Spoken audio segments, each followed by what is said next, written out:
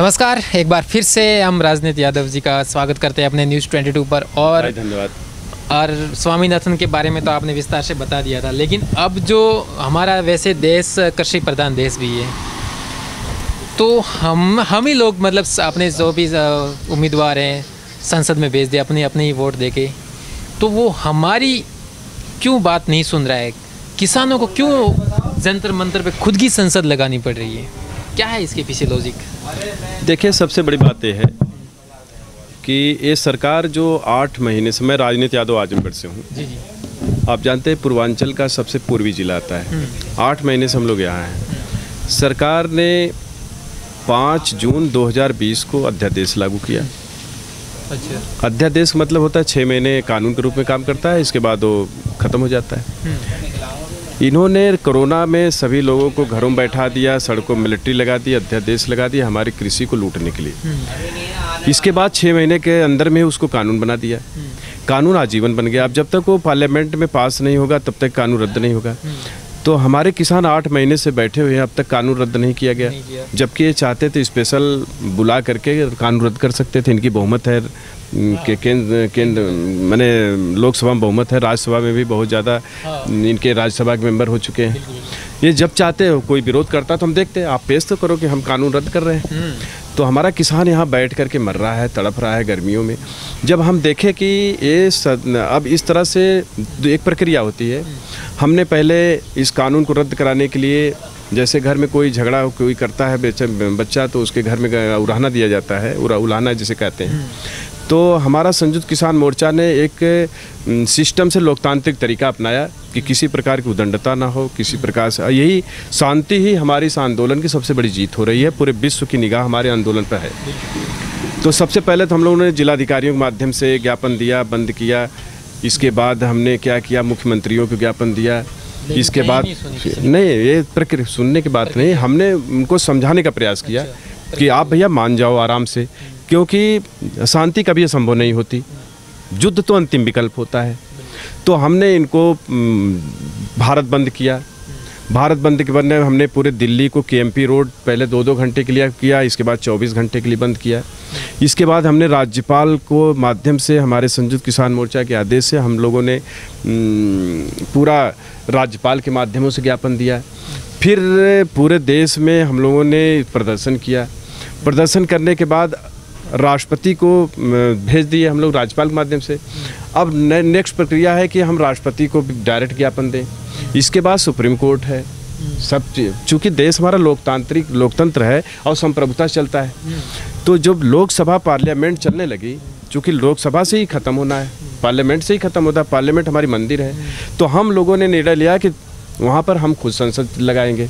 और हमारे जो सांसद 80% चूँकि पब्लिक गाँव से गई है, देहातों से, हमारा कृषि प्रधान देश है, ये जो सांसद लोग गए हैं, इनको पहली बार विश्व में, ये भी सुन लीजिए, विश्व में पहली बार जनता ने, किसानों ने अपने सांसदों को व्हिप जारी किया कि आप हमारी बात को रखो और हम तुम्हारे पे यहाँ बैठ करके निगरानी करेंगे कि हमारी बात रख रहे हो कि नहीं रख रहे हो। अगर नहीं रखोगे तो तुम्हारे क्षेत्र में हम तुम्हारा विरोध करेंगे।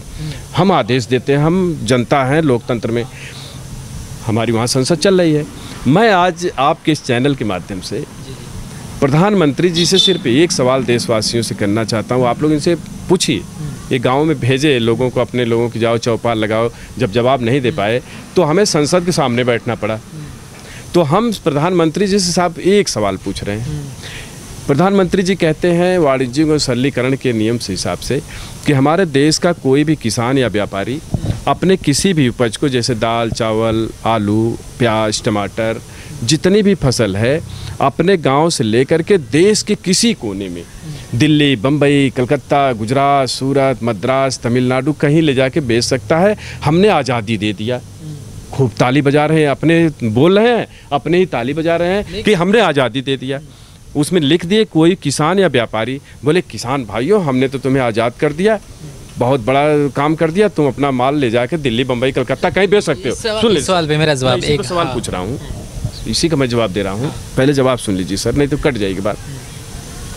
मैं माननीय प्रधानमंत्री जी से पूछना चाहता हूं, हमारे देश में 95% किसान छोटी जोत के किसान हैं, कन्याकुमारी से लेकर कश्मीर तक। जिनके पास 10 एकड़ से कम खेत है, 10 एकड़, 5 एकड़, 3 एकड़, 2 बीघा, 1 बीघा तक के काश्तकार को हमारे यहाँ किसान कहा जाता है। इनकी संख्या है 95%। जब 95% काश्तकार हमारे यहाँ छोटी जोत के हैं, जो अपनी किसी भी उपज को अपने ज़िले की मंडी या ज़िले की मंडी से दूसरे ज़िले की मंडी में ले जाने में जब सक्षम है नहीं है प्रधानमंत्री जी, तो बताओ कि हमारे देश का किसान बताओ किससे दिल्ली, बम्बई, कलकत्ता, मद्रास, सूरत ले जाकर अपना माल बेच सकता है? तो आप क्यों किसानों का नाम लेकर? हाँ, इसी से मेरा एक सवाल जुड़ा हुआ जो 3 बिलों में आया है। हाँ। पहला बिल ये था कि आप अपनी फसल कहीं भी बेच सकते हैं। ये तो हम जो ये बिल आए ही नहीं थे, ठीक है ना। जैसे मैं राजस्थान की बात करूँ, जो हमारे बिल आए ही नहीं थे ये 3 बिल, उससे पहले भी हमारे लोग तो वहाँ गुजरात में ये बेचने जाते थे अनाज, जीरा जो ऊंजा मंडी गुजरात में है वहाँ जाते थे। तो पहले भी इस बिल से तो जाते थे। देखिए ये तो गुमराह कर दिए ना। जैसे हमारे कहने का मकसद है, पहले क्या था कि आवश्यक वस्तु भंडारण अधिनियम था कि कोई व्यक्ति एक सीमा से अधिक भंडारण नहीं कर सकता है।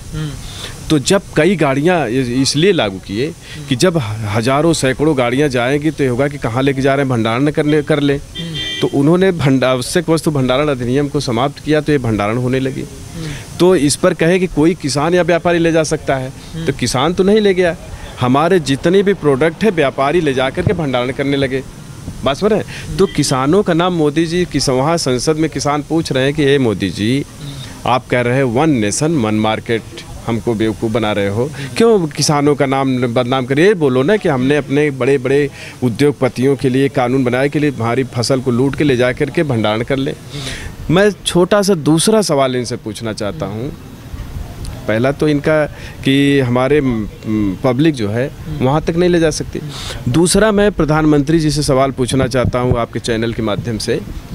ये बोलते हैं कॉन्ट्रैक्ट फार्मिंग। अभी 17 फरवरी को इनका अखबार में आप देखिएगा, 17 फरवरी का हिंदुस्तान पेपर में, दैनिक जागरण में फ्रंट पेज पर छपा हुआ था। मोदी जी बोले कि हमारे देश के किसान अपनी ज़मीन को कंपनियों को दे दें, कॉन्ट्रैक्ट पर लीज पे दे दें। जब उनका निजी निवेश होगा तो उनकी आमदनी बढ़ेगी। और बोले कि अगर 5, बताओ, इतना ताली भी बजा रहे हैं और कह भी रहे हैं, उसमें स्पष्ट बोले हैं कि जब एक गांव के 500 किसान अपनी ज़मीन को किसी कंपनी को दे देगा तो बड़े काश्तकार के बराबर हो जाएगा। बताओ, मेरे पास 1 बीघा खेत है, छोटे छोटे 1 बीघा 2 बीघा खेत है, हम किसी को कॉन्ट्रैक्टर को कॉन्ट्रैक्ट दे देंगे तो बड़े किसान के बराबर हो जाएंगे। माने ये इनका, जिनकी ज़मीन कम है वो बड़े किसान के बराबर कैसे? वो कैसे? तीसरी बात, वो तो कॉन्ट्रैक्ट करेंगे भी नहीं उससे। तो मोदी जी कहते हैं कि खेती घाटे का सौदा है। जो छोटे काश्तकार हैं अपनी खेती न करें, कोई और काम करें, अपनी पूरी खेती किसी कंपनी को दे दें, किसी कॉन्ट्रैक्ट को दे दें। अब जैसे एक गांव में 500 किसान हैं सर, और 500 किसान किसी कंपनी को लीज पे दे दिए 9 साल के लिए। अब किसान जब लीज पे पा गया कॉन्ट्रैक्टर, तो वो क्या करेगा, और उसमें ये भी लिख दिए कि अब ये तय करेगा कि उसमें क्या बोया जाएगा, कौन फसल बोई जाएगी, कितनी खाद डलेगी, कितना पानी डलेगा। ये किसान नहीं तय करेगा, अब ये कंपनी तय करेगी। माने ये आप नहीं तय कर सकते कि इसमें क्या बोया जाएगा। अब जैसे ही कॉन्ट्रैक्टर कॉन्ट्रैक्ट पे ले लिया खेती, तो वो हमारी सारी मेड़ को तोड़ देगा, बड़ा प्लाट बनाएगा, उसमें ट्यूबवेल की व्यवस्था करेगा, रास्ता बनाएगा, सारी चीज़ व्यवस्था कर देगा। मोदी जी कहते भाई खेत तो आपके नाम रहेगा, हम खेत का नहीं सौदा कर रहे हैं, फसल का कर रहे हैं। ठीक है भाई, हमारी जब मेड़ टूट गई, रास्ते बन गए, ट्यूबवेल लग गए, उसने सारी ज़मीन पर खेती कराने लगा, बाउंड्री मार दिया, बात समझ नहीं? जी जी। तो मान लीजिए हमारी खेती जलवायु पर आधारित होती है। जलवायु पर आधारित, मान लीजिए उसने गेहूँ लगा दिया, हमारे पूरे गाँव की फसल में गेहूँ लगा दिया, कटाई के समय पत्थर पड़ गया, पत्थर पड़ने के बाद गेहूँ खराब हो गया, तो चूंकि लाभ लेने के लिए, व्यापारी तो लाभ लेने के लिए गया है, वो तो हमारे पर लोन भी ले लिया है हमारे खेती पर, 1.5 लाख का, 1.5 नहीं, वो तो करोड़ों का लोन उनको मिल सकता है। वो उस पर बोलेंगे भाई हमारी फसल बर्बाद होगी तो हम कहाँ से दें, और हमको लोन भी देना है। अब एक काम करें, 9 साल की जगह पर 20 साल कर दीजिए, चूँकि नहीं तो हम बैंक में पैसा कहाँ से जमा करेंगे। एक तो ये प्रॉब्लम आ रहा है। दूसरी बात, किसान कहेगा भैया मेरे पास खेत था तो मैं उसमें हर फसल लगा देता था, आलू लगा देता था, चना लगा लेता था, मटर, गन्ना, सबकी चीज़ बोल लेता था। आपने तो एक फसल बोई, वो भी बर्बाद हो गई। अब बताओ हम खाएंगे क्या? तो वो कहेगा भैया हमारी फसल, हमारा खेत वापस दे दो, जो हमारे नाम से खेत है, हमारा अनुबंध आपसे नहीं चल रहा तो हमारा खेत वापस दे दो। अब कॉन्ट्रैक्टर बोलेगा कंपनी वाला, भाई ठीक है, लेखपाल को बुला करके अपना खेत नपवा लो, निकलवा लो। अब ये बताओ, जब एक बार मेड़ टूट गई, अभी 1 फुट मेड़ कहीं बिगड़ गई तो मर्डर हो जाता है, 10-10 साल मुकदमा चलता है, पत्थर नस्ब होने में तो बन ही नहीं पाता है। जब हमारी टोटल मेड़ ही टूट गई सर, तो कौन लेखपाल, कौन एसडीएम आकर के हमारी मेड़ को सही कराएगा? कोई नहीं आएगा, नहीं कर सकता। तो हमारा तो सीधा सीधा जो वो नहीं करा पाएंगे, तो उसमें एक चीज़ और लिखती है इनके कानून में कि अगर किसी कॉन्ट्रैक्टर से या किसी के किसान से किसी प्रकार का विवाद हो रहा है तो आप कहीं केस भी नहीं कर सकते, सिर्फ एसडीएम की कोर्ट में मुकदमा कर सकते हैं। अब एसडीएम की कोर्ट में जब मुकदमा कर सकते हैं और एसडीएम ने खारिज कर दिया तो आप कहीं मुकदमा भी नहीं कर सकते, ये कानून में लिख दिया गया है पार्लियामेंट के। अब बताओ आप, मुख्यमंत्री जो होता है, एक मुख्यमंत्री का मुलाजिम होता है, एक सरकारी नौकर होता है, नौकरशाह जिसे कहते हैं। अगर मुख्यमंत्री का एक ब्लॉक अध्यक्ष भी जा करके एसडीएम के सामने खड़ा हो गया तो कि ये अब एसडीएम को पता चल गई कि ये ब्लॉक अध्यक्ष से मुख्यमंत्री से जान पहचान अच्छी है, तो कुर्सी पर से खड़ा होकर सलाम करेगा, भैया हमको रहने दीजिए, आपका क्या आदेश है आप दीजिए ताकि मेरा ट्रांसफ़र यहाँ से मत करवा दीजिएगा। तो वो तो मुख्यमंत्री के एक ब्लॉक अध्यक्ष से डर जाता है। तो जो कॉन्ट्रैक्टर आएगा, बड़े बड़े कॉन्ट्रैक्टर, वो तो सीधा सरकार से जुड़े लोग रहेंगे। तो ये बताओ, वो सरकार के कॉन्ट्रैक्टर से सुनेगा, कंपनी वाले के सुनेगा, उस पूंजीपति का सुनेगा, मुख्यमंत्री का सुनेगा? कि आप बताओ मेरे भाई, किसानों के दर्द को कौन सुनने वाला है? वो तो जाएगा बेचारा, उसके पास वकील भी नहीं मिलेंगे, उसके पास साधन भी नहीं मिलेगा, तो हमारा किसान तो बर्बाद हो जाएगा। ये उदाहरण देख लो ना, 8 महीने से गाजीपुर बॉर्डर बैठे, कौन सुन रहा है? प्रधानमंत्री तक नहीं सुन रहा है। देखो, प्रधानमंत्री तो बहुत, सुनने की बात छोड़िए, प्रधानमंत्री तो इतना जलील हो गए, वो तो प्रधानमंत्री की नैतिकता को खो चुके हैं। तो हमारे किसान, उस पर मैं आ रहा हूँ अभी, तो हमारे किसान वहाँ, मैं प्रधानमंत्री जी से कहना चाहूँगा कि एक कॉन्ट्रैक्ट फार्मिंग में 2 ही सवाल मैं आज करूँगा कि कॉन्ट्रैक्ट फार्मिंग में हम अपनी ज़मीन दे करके, हमारे पूर्वजों ने जंगल को काट कर, पत्थरों को तोड़ कर, अभी राजस्थान में आप चले जाइए, पहाड़ों को तोड़ कर खेती योग्य ज़मीन बनाए।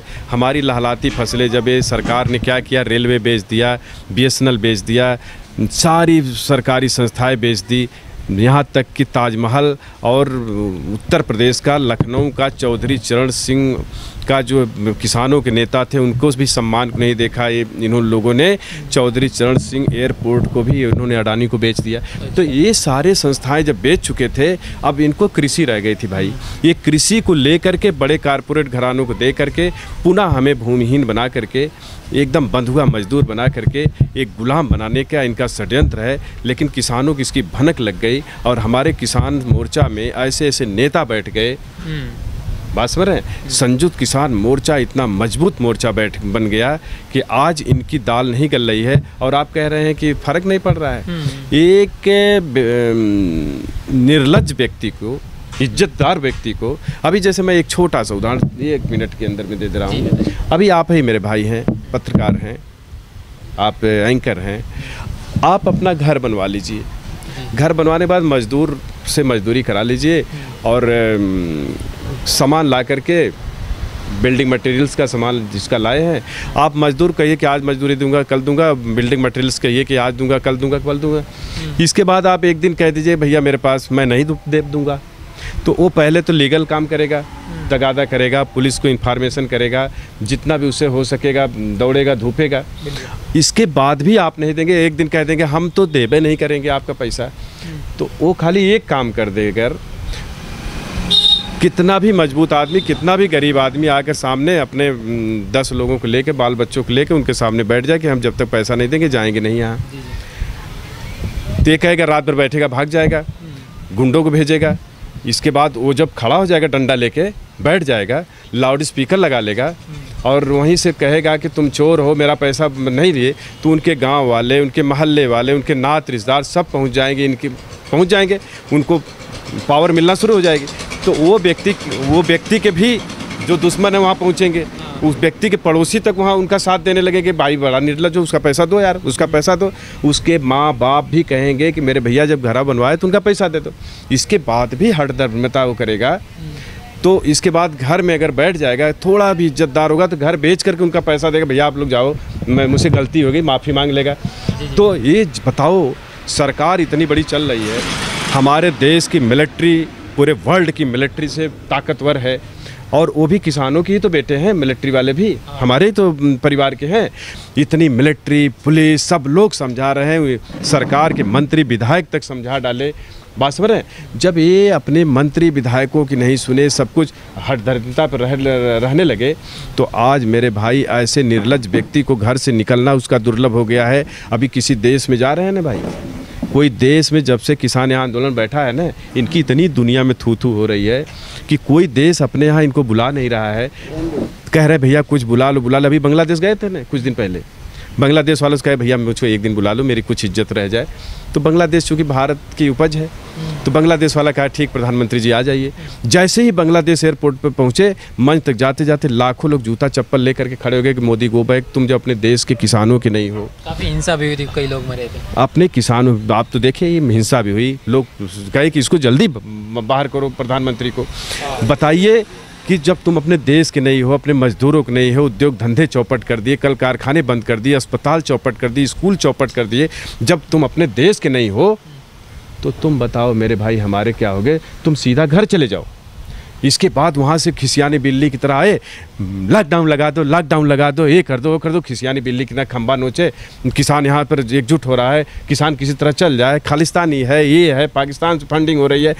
जिनका सारा षड्यंत्र फेल हो चुका है, किसान यहाँ बैठ चुका है। मैं सरकार से अपील करता हूँ मेरे भाई, आप सरकार में बैठे हो, किसानों के दर्द को समझो, किसानों की व्यवस्था को समझो। जो किसान संसद चल रही है जंतर मंतर पर, इससे क्या कोई मैसेज आ रहा है बाहर संसद से? इसका मैसेज पूरे विश्व में जा रहा है। भारत ही एक ऐसा देश है जो पहली बार व्हिप जारी किया है। और संसद भवन में कोई आवाज़ उठा रहा है यानी किसानों के बाहर? भवन में तो हमने व्हिप जारी किया है, उसका हम मूल्यांकन कर रहे हैं। हमें भी जाना है, हमको भी 7 तारीख को या 5 तारीख को हमें भी जाना है संसद में, हम भी सवाल उठाएंगे। हमारे यहाँ से 200 किसान, 547 सांसद होते हैं ना, हमारे एक दिन में 200 सांसद जा रहे हैं, समझ लो, उठाने के लिए आवाज़। और ये चलेगा हमारा आंदोलन 9 अगस्त तक। 9 अगस्त तक हमारे कम से कम 2 से 3 हज़ार सांसद पहुँच जाएंगे।